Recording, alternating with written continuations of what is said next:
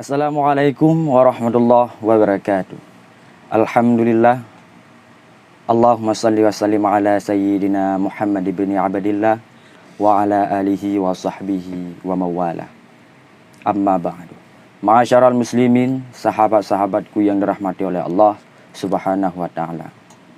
Dahulu kala, jauh sebelum Rasulullah sallallahu alaihi wasallam, ada seorang pemuda yang dia itu mencari Tuhan.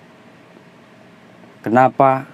Karena tatkala beliau hidup di masanya, ada satu manusia yaitu Raja Namrud mengaku dirinya Tuhan. Beliau tidak percaya.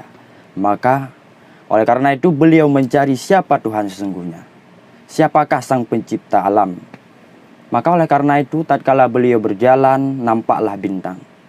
Beliau berkata, inilah Tuhanku. Begitu indahnya bintang. Namun keesokan malamnya bulan purnama pun terbit.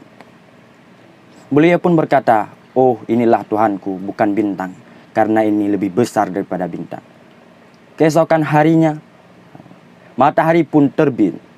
Di saat matahari pun terbit, beliau pun mengalih dari bulan menjadi dari bulan menjadi matahari.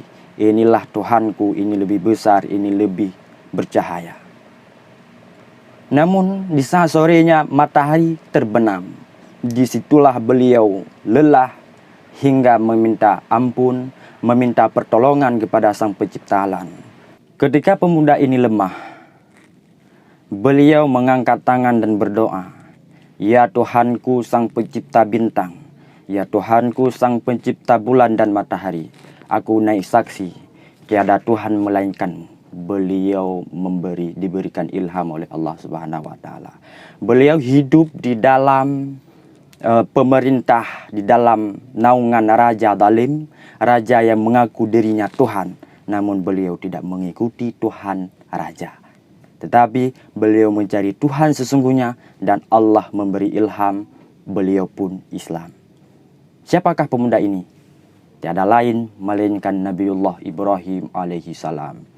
Dan setelah itu beliau berdoa supaya keturunannya semuanya menjadi muslim, semuanya bernaik saksi bahwa tiada Tuhan melainkan Allah Subhanahu wa taala. Sampai sekarang, sampai kita saat ini, kita berada dalam agama Islam, berada dalam agama yang telah diperjuangkan oleh nabi nenek kita yaitu Nabi Ibrahim juga Nabi Muhammad sallallahu alaihi wasallam.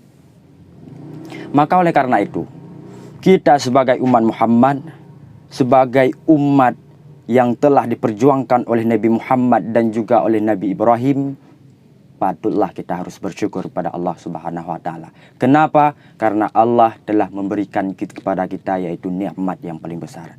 Nikmat yang paling besar ialah yang pertama yaitu nikmat adanya dunia, dan yang kedua ialah nikmat iman dan nikmat Islam. Ma'asyaral muslimin rahimakumullah.